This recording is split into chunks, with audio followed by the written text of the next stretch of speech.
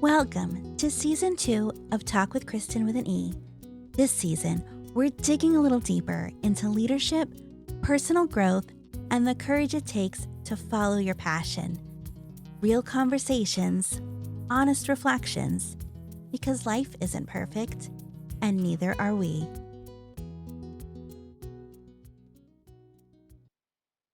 Hey everybody, welcome back. Today we have Caity, which I am very excited about. Caity, welcome to the show. Tell us a little bit about yourself. Kristen, thank you for having me on your podcast. My home base is Boulder, Colorado. I've been there for over 15 years. I feel like I'm pretty sure, Kristen, tell me if I'm wrong, the rule is that if you've lived in a place for at least 10 years, you can call it home. Yes, I believe it is 10 years. I totally agree. It feels like home, at least. Yeah, for sure. You and I met at a conference earlier this year. So fun. Do you remember that moment? I remember it clearly. Tell me your version and we'll see how much they match or like if we remember different things. Yeah, if I remember correctly, it was the last day of a conference. Since COVID, I have not been to many conferences. I was kind of like out of the rhythm of constant social butterflyness, which I used to really enjoy, and I still do. I'm just out of shape. And you were so energetic, especially for the final throes of this conference. My now CEO was sitting next to me, and you reinvigorated the day for us. We had a lovely, fun conversation, half work, half not, which was incredibly refreshing. I feel like sometimes, especially at conferences, we forget that we're just people. Yeah. It was so nice. I wait to the last day to go to all the booths because I'm so excited by the different keynote speakers and panels. The final day is when I go through the booths, which is good because they're not busy, but bad because there's not a lot of the free stuff. I don't need all that free stuff. Oh, no. But I remember trying to go to booths of places I hadn't heard of or looked interesting and the people looked welcoming. So yeah, I walked right up. I'm like, hey, what is it you guys do? Tell me about this. And then it led into other things, like you said, beyond just work. And I wasn't even planning on talking about my podcast because you're not supposed to solicit. I was focused on learning. And then I forget what happened. Yeah. We're talking about people following their passions. I was talking to your CEO about life, and he brought up stuff you had done. I'm like, oh my gosh, Caity, you're amazing. Hey, I have a podcast. Would you like to be a guest? And it all just came out. Amazing, wonderful, exciting, and I'm so excited to be here. Yes, me too. And it does show that I believe, everything happens for a reason and people are put in your life for a reason. And I do think that there was something pulling us together and making this happen. So I'm excited that the stars have aligned, our schedules have aligned, and we are making this happen now. Yes. So today we're talking about social media. And for anybody who's listened to any length of time, I have some very strong opinions on social media. We're going to talk about that. Caity and I talked briefly about some initial thoughts, but really it's just going to be talking about taking social media, what it means to us, the impact, and what we're doing about it maybe. So we'll see. So Caity, first give me a little bit of background of what was the first social media you remember being on? Oh, Kristen. You know what? I'm surprising myself. My first inkling of an answer was Facebook, when you had to have a college email address. Yes, the .edu. Yep. But if I'm really going back, it was MySpace. Yes. Yeah, we had the youngest of four in high school. We got our first computer.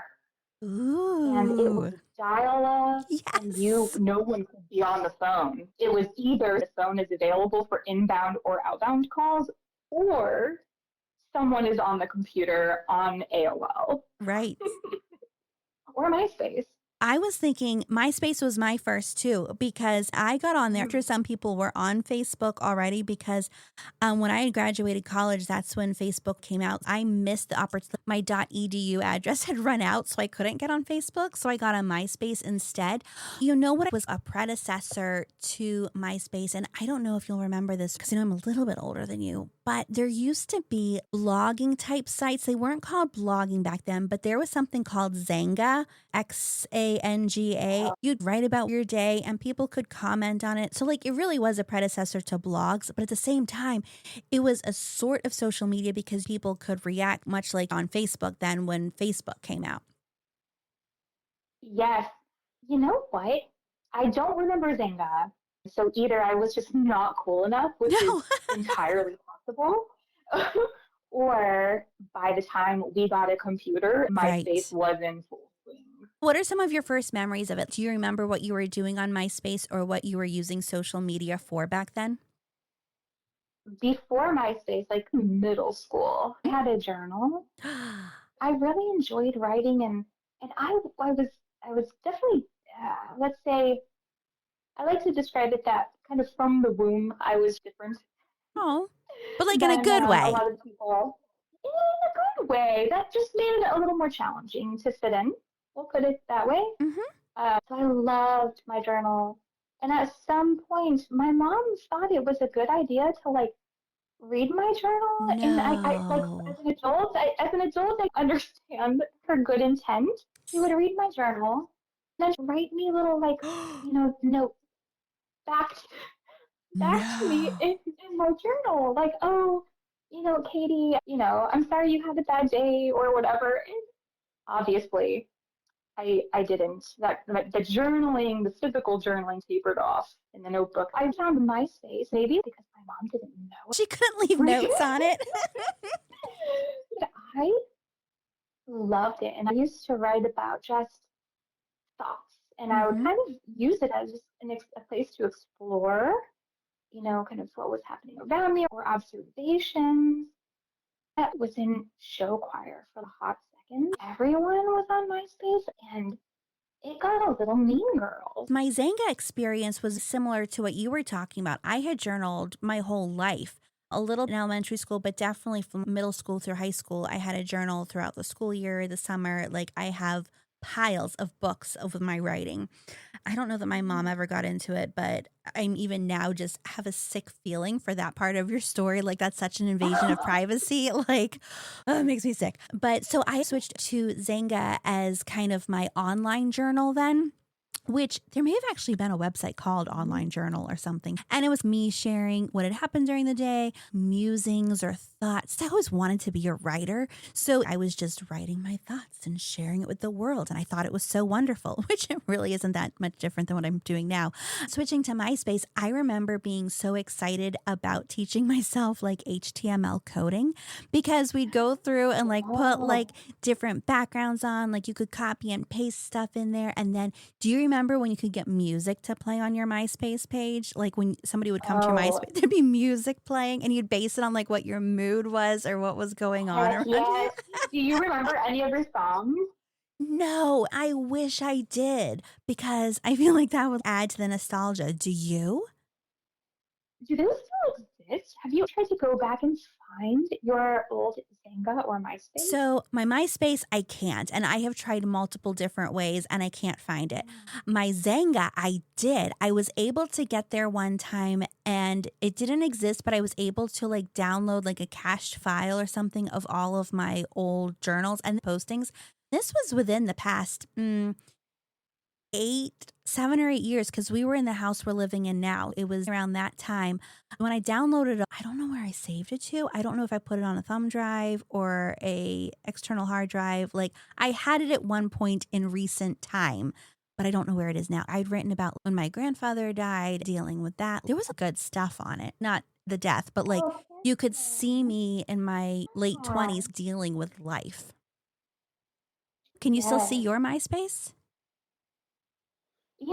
I want to say circa 2020, height of COVID Mm-hmm. boredom. I was like, I wonder what I can find about myself.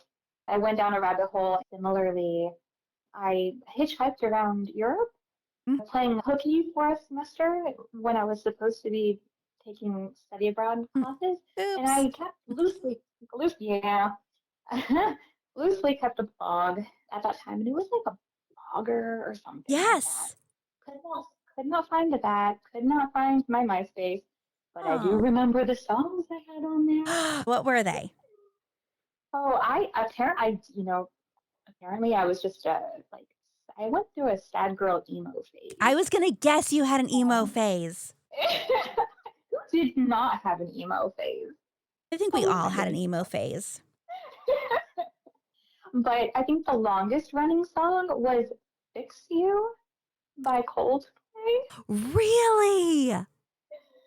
And there was also a lot of Snow Patrol. What happens to them? I have no idea.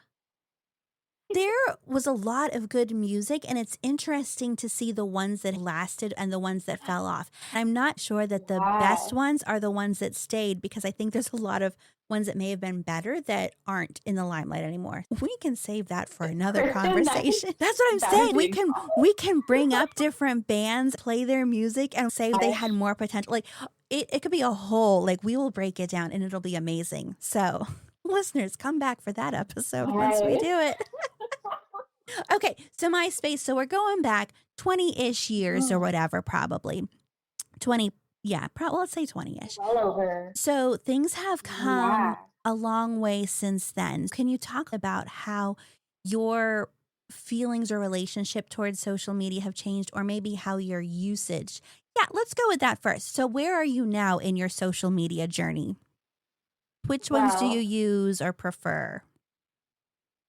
yeah. So, girl, this conversation was incredibly timely because mm, earlier this week, I pulled the nuclear option and I wholesale deleted my Instagram. And Really? I have well over a decade of my life documented You deleted or on just that platform. inactivated? When you go to delete it, it walks you through about 10 prompts like, are you sure you don't want to just press pause? Yeah. You have to click like, no, please delete. And then it's like, but are you sure?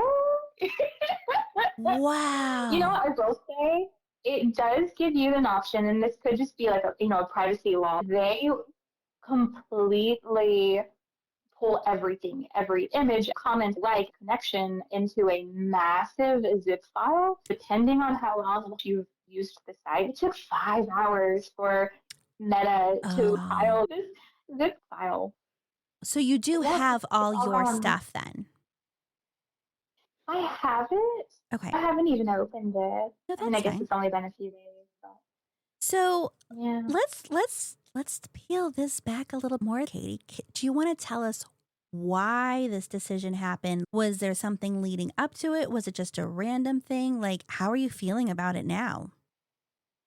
Always complex questions with anything in life. It's usually not just one thing. It's had a growing ickiness internally for a while, Mm-hmm. and it was multi-pronged. One prong was it was sucking so much time out of my life, especially when Instagram got videos and reels. Yes. So many times I would find myself at 1:30 in the morning with my phone 3 inches to my face, and Mm-hmm. I've been doom scrolling, Yep. and I don't even have learned anything. I haven't connected with any human. I have just wasted 2, 3 hours thumbing through short video clips. And I completely forgot what it was. It was like rage bait or something. Yes. Even if it's just 15 seconds, it's something preposterous. Someone doing Yes. something stupid, funny, or horrendous, or it's like they've gotten so effective at getting so quickly to elicit a physiological response in you. I Mm-hmm. did not like what I was seeing in myself from that. Have you ever used those apps that's like, a time constraint and it says, I think the app itself has one, but there's out like external apps as well. You can Yes. try and limit your usage. Have you ever used one? I haven't used an app, but on my iPhone, I can set screen time limits. I set my limits for Facebook and Instagram to each be an hour a day or something, but it pops up with a warning that says, like, oh, you've exceeded your time. Do you want extra 15 minutes, an hour, or just ignore it? There have been times, especially on weekends, I ignored. I work very hard on boundaries and I'm good with boundaries in real life. I am not good with boundaries on my phone. It's a struggle. I was only scrolling a little bit before I went to sleep, and now it's what time? It sucks you in. I have several thoughts on this. For the longest time, I thought Instagram was the safe one because, oh, it's just pictures, it's just videos. But the way the algorithm is built, that it bases things on like knowing you and what you'll like, or like you said, or you don't like things that are going to elicit an emotion and that make you to want to just keep scrolling. Like they keep feeding it to you like a drug, and you get what's like a dopamine or serotonin Yes, hit or whatever. Like every time you yes, see something, I hate it because I feel like they are controlling me. And this isn't one of those like AI is taking over the world conspiracy. Like I just feel like the way they have built it so much is messing with my head. I feel like I'm not in control anymore, which then bothers me. So I have been trying more to limit myself on it. My husband, I used to send reels to each other all the time. We joked it was our love language. It was funny. I was like, you haven't sent me any reels lately. Do you not love me anymore?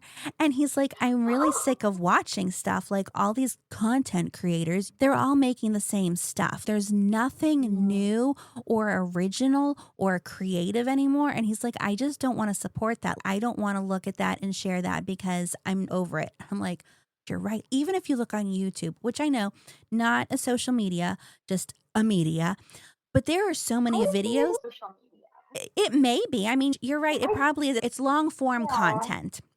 But a lot of those content yeah, creators are doing the same thing. There's certain genres, and if you're in this genre, you have to do this specific video. I feel like it's not the yeah. creative platform that used to be. Formulaic. Yes, I hear you. that frustrates me because I don't like feeling on Facebook. I can scroll several swipes and I won't see a single post from a person I'm connected to. It will be a sponsored post, Yes, an ad, something from a group, company, or a page. Facebook thinks I'll like. They're sneaky. A lot of the times I am interested, but that's not the point. Facebook yeah. is supposed to be a place where I connect with friends.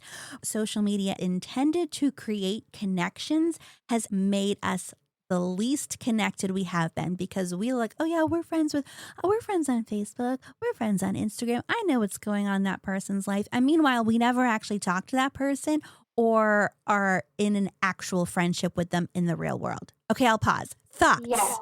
that's a perfect segue because one of the other prongs of deleting my Instagram, I had 300 friends or whatever on Yeah. Instagram. There were people who maybe we, I don't know, met in passing on a trail somewhere or something, which like cool. But there were a lot of people I literally never met. It was like a weird mutual, like, oh, we both know this person, Yes. and our content showed up in each other's feeds. But also, I don't know that what we put on social media is a true reflection of ourselves and our lives. It's kind of like you were saying, we feel like because we see snippets of people's lives, we know them. Mm-hmm.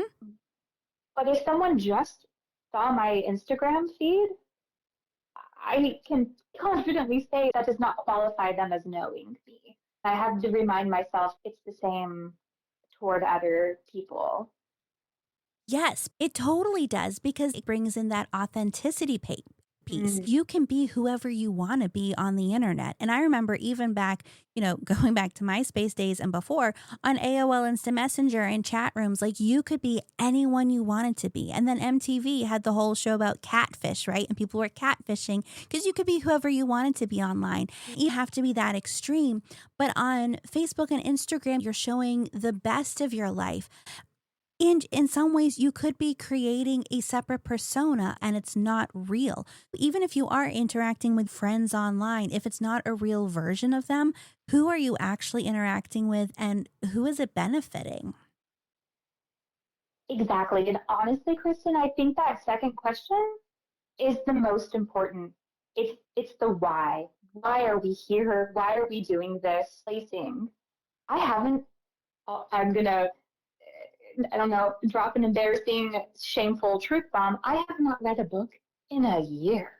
I'm not blaming social media. I can hear it in your gasp. And trust me, I feel the same shame. I feel like I need to rescue you. Can I bring some books to you? I will fly out to you right now. I will bring you all the books. I will read to you, Caity. No, You need to read. here's the fun part. I probably have a stack of 25 books I cannot wait to read, but for lots of reasons, we can get into that another time. But I think a big enough chunk, one of the bigger, Mm-hmm. contributors has been the nighttime doom scroll. I Yes. get into bed, I'm like, oh, let me just check something real quickly. And then, like, Yes. 3 hours It's later, like it's a SpongeBob voice. um, 4 hours later, like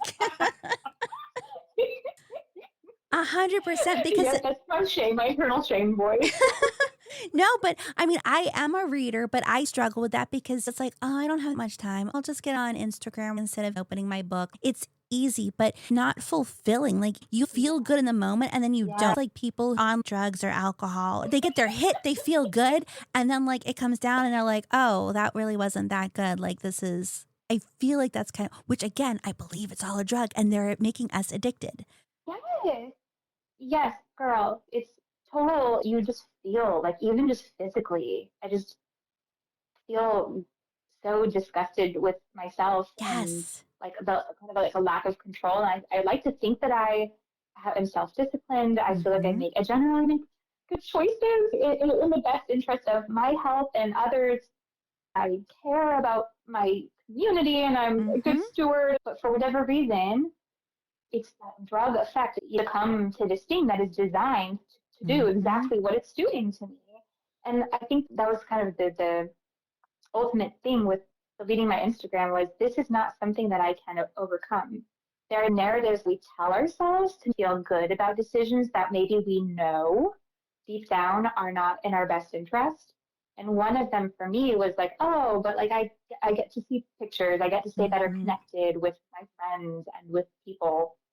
But since deleting it, I bought stationery and Oh. I got a new color ink for my fountain pen, and I have started writing letters, writing cards, and my new goal to keep connections, even with people far away, is to send at least one card or letter to someone once a week.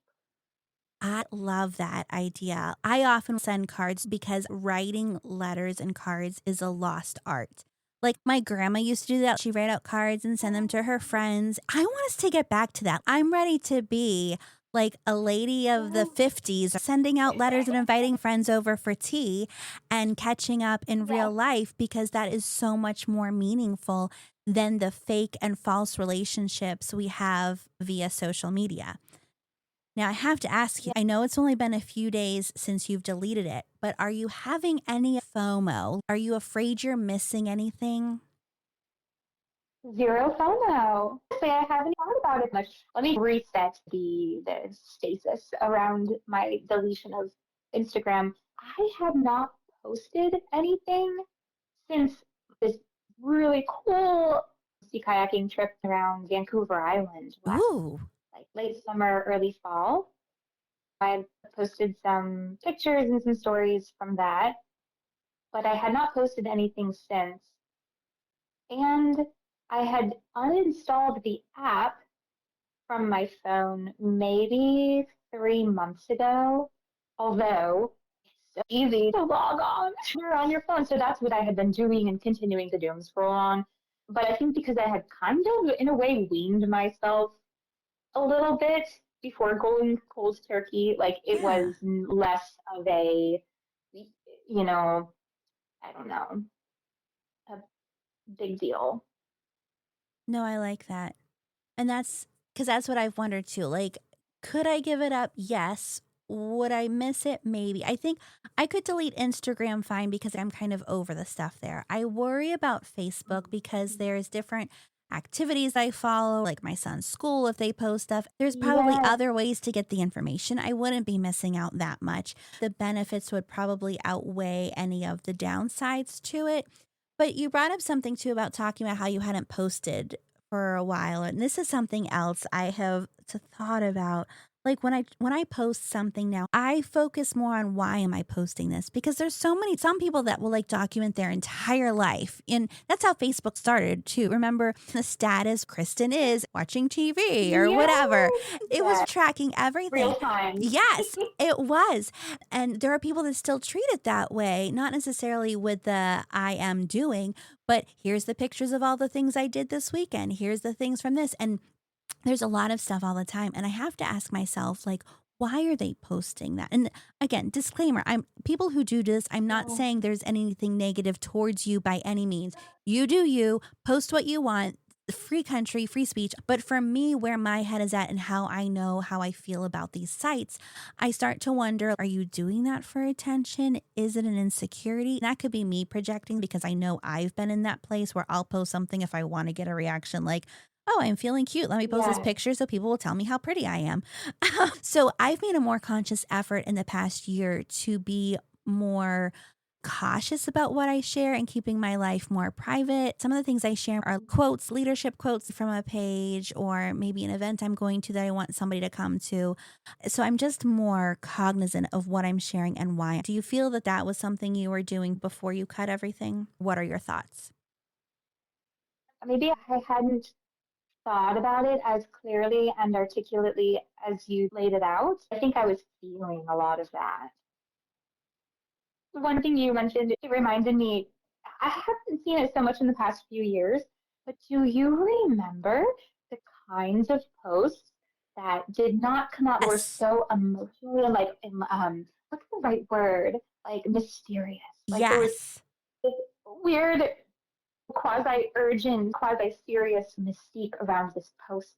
There was a name for it too, because you would post, because Oh, people would did it post really? something.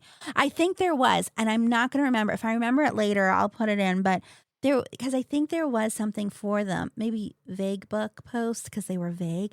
But it was people like Yes. oftentimes a cry for attention because they wanted you Yes. to ask what was Exactly. going on. They wanted you to pull the information. Yes. And then it's just like, oh my Yes. gosh. But I would get sucked into that, not the asking, because I would go the other way. I'm like, all Yes. right, let me start looking at your profile, your sister in law's profile, your sister in law's aunt's profile, and your sister in law's aunt's dog's profile. Let me piece together what's going on in your family drama. Again, just wasted more time. That is amazing. Oh my God. Deleted the IG. Keep saying I was going to business ask and about work. that because I have seen you on Okay. LinkedIn. Do you have a different opinion on LinkedIn or professional social networking sites? Oh, I hate is a strong word. According to the plain white teas, hate is a strong word, but I Mhm. really, really, really don't like it. Yeah. Honestly, I think LinkedIn is all the same. I think I've been using LinkedIn as a surrogate for no Instagram because I've been spending Mm. more time on it. Mhm. No. You've replaced one Oh, vice with another. Here's the thing. I oh, don't that's think link terrible. I don't think LinkedIn's algorithm is at the level that Meta has made theirs on Facebook and Instagram because I can scroll a little bit on LinkedIn and be like, I'm bored. Yeah. I love business stuff, Yeah. leadership. Like, I love the stuff it's showing me. But to me, LinkedIn is almost more fake than Facebook because you've got all these people, these Yeah. long posts that you can tell ChatGPT probably helped them write. And again, no shade, love me some ChatGPT. It Oh, it helps me on my yes, podcast please. planning. But when it posts and be like, I can tell Wait, this isn't your original thought. you, yes. There's other telltale signs of ChatGPT, which I'm sure you can name them off. Why don't you Like share if with our people, listeners? some people are more savvy with using AI, especially a tool like ChatGPT, especially in their work lives. It can be a massive tool which can like, drastically increase productivity, especially in a marketing role where you're creating a lot of content. Yep. But when you use it enough, you start to see a lot of repetition. Like they like Mhm. to group things in three, Yep. lots of M dashes. Yep. And, if you don't feed it enough information at the top, and if you don't spend enough time editing, Mhm. not just for, to scrub it of those telltale signs, but to make sure that there's some humanity or like some Yes. humanness, some novel thoughts, some novel aspects that is yours or your company's, then why bother? Like it's Exactly. because we all can see when people just copy and paste right out of there because it maybe even detracts. So many thoughts on that one. That's a Sorry, whole we're getting episode in away itself, from. too. I know. I hope Yeah. somebody's writing down these ideas for us. At the top, before we started recording, you said if anything needed to be taken out, we could just put it in there. So feel free to take that one out. I think we're amazing. So Oh my much good goodness gracious. material for many Okay, episodes. wait. So back to Facebook. To round off, the final prong had to do more with Facebook and Instagram. I'm glad the plane has taken us back to Facebook because it really, like a lot of the icky feeling that I was talking about in the beginning that has been kind of festering and growing has to do with how we so freely and quickly give up so much of ourselves in the name of convenience and, a sorry guise of connectedness. Social media, a lot of, not all of the time, but at least in my personal experience, much of the time, was just like, yeah, like using my data, using my dwell time, how long I'm looking at content, even if I'm not clicking or interacting with it, all of that going into this model, this algorithm that they are profiting a lot on. Hmm. And they're pretty freely and indiscriminately selling their services out to people who do not have the best interest of humans, societies, and the importance of connecting. Some are more interested in dividing or strengthening a certain subset of a society that is not healthy for the whole, Hmm. especially lately. It was kind of like the butterfly that broke the camel's back. Is that the phrase? Did I Uh, get that wrong? you just invented something Am I making amazing. phrases I think here? I've heard it like the straw that broke the camel's back, Straw? but I think the butterfly The is better. butterfly. It's too ugly to be a butterfly, so we'll call it a straw because it's Okay. not very nice. The thing. So, but oh, sorry. Yeah, you. I think you get the point. It was a final thing, and it made me calm. I wasn't anxious. It's like most of the time. It's keeping me from doing things I love, like dedicating more time to reading. Hmm. At one point, it was a net positive effect on my life, social life, and well-being. But over the decades, it morphed into something quite the opposite. Going back to your question of why, I didn't have a why anymore Yeah. to keep me doing that. I didn't want to contribute in any way.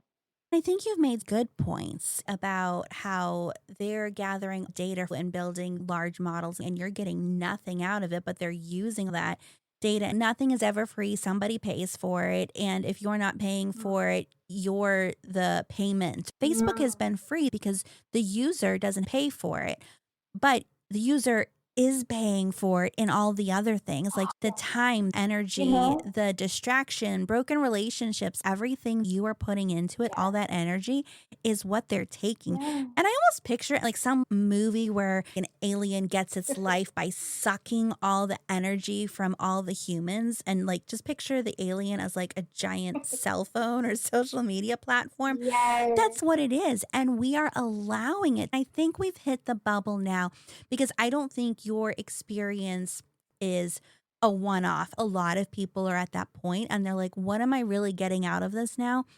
We're not going to go super political, but I believe Mm. there are organizations, entities, groups that are using it for their specific platform and maybe twisting ideas, thoughts, information into a way to skew different people's realities. Like I said, trying to say what I'm thinking, but I don't know that I'm getting the right words. Some people still going to Yeah. be sucked into it. There's some people like you that are like, no, screw this. I'm done. I'm out. You're not taking my time anymore to build your alien in the sky model. Yeah. Absolutely. I'm definitely reading between the lines, and I think it's, it's, I know it's not just a feeling or an inkling that that's happening, there's Mm-hmm. data and Yep. research to back that up. And it's not even, organizations within the US, which is, I think, the biggest user group, but outside influencers as Yeah. well, that I think we should all spend some time thinking about and how that may or may not be affecting the content we see and how we feel Yeah. in our industry. 100%. I want to go back to a 1950s life where I am writing letters to my friends and I am having tea and I don't know what's going on in the world unless it's on my nightly news or the radio Mm, broadcast in the evening. That's the world I want to live. I'm not saying I want to live under a shell or not know what's going on. I'm still interested in current events, but there's so much information overload. You don't need to know what's going on in every part of the world every second. How does that benefit your life? Focus on what's in front yeah, of you, where your energy is being spent, the people you're around, and just focus on that instead of all the other things. yeah, wholeheartedly agree. I think that could be a whole series of podcasts in and of Right? itself because there's so many, layers and nuances in that. But yes, because so much of that bigger picture is outside of our control. And if okay, sorry, I'll make this quick, but I No, think you're it's fine. relevant. My high school graduation, let's like the fog machine is blowing across the stage and we're now like transporting back to a long time ago, and little baby Katie's walking across the stage getting her high school diploma. And the speaker, commencement speaker, told a quick story about, this person who tried to change the world and they tried all these things and they failed and were sad and they were like, fine, if I can't change the world, I'll change my country. They tried and they did all these things, they spent time and energy, but they failed and they felt terrible. And they were like, fine, I'll just try and change. It kept going down and down and down until just like, the people around me. And, I don't think I have to fill out the rest of the story, but by just focusing on the people around them, they did make some tangible, meaningful differences. And it had somewhat of a butterfly effect outward in this story. Hopefully, it illustrates the point that You used the that was butterfly beautiful and it really properly. stuck with me. Yes, that that's a was butterfly in that's the there. butterfly one. And you know what, Katie? I think that's a fantastic way to wrap this one up because I think that really is the moral to the story. Social media was created to connect with people, meet new people, learn new things, and build relationships. And it had its time and place, but we've gotten to a place now where life has changed. And now I think it is more important that we downsize our online lives and get away from that and really focus on those around us, our community, things we control rather than giving energy to everything else. That's the moral of the story. Beautiful. As we wrap up, any final comments from you or maybe a challenge for listeners or any advice you would give people Ooh, who also want to end their social media toxic relationships? Toxic relationship well, with social media. there we go. You had brought up a quote before, and it reminded me of another quote that is pertinent. There's a musician called Joe Pug, and I got to see him live a few months ago. He has a song, and part of the lyrics are, "The more you buy, the more you're bought. The more you're bought, the less you cost." That has always stuck with me. Maybe from a consumerism point of view, but I think by participating in social media, I'm not sure if we're the consumer or the product. I Yeah. think we're a bit of both. For all my talk of trying to divest it from my life, I've actually met a boy on Facebook. Really? Yeah, well, he's a man, Thank not a you for boy. clarifying. We're going on a kayaking trip in a couple weeks. We've met in person once, but this will be our first like thing doing something together. I love that so much. And what an Yeah, ending. Wow, we've been bashing social media for the better half of this. I know. I have to. There was a I happy have to. ending. Yeah, like it's Fantastic. yeah, it's an interesting one. Well, Yeah, but Katie, thank you so much. This has been a complete and utter joy. It has been super fun. And I think we have proven to ourselves and the listeners that you are going to be back many more times because we have so many things that we need to talk about. I've got a list. Super excited and looking forward to it. All Thank right. you so much. Awesome. Well, until we All talk right. again, then, Caity, bye. Sounds good. That's a wrap for this week's episode. Thanks so much for spending time with me. Until next time, be honest with yourself, ask the hard questions, and remember, you are not alone on this journey.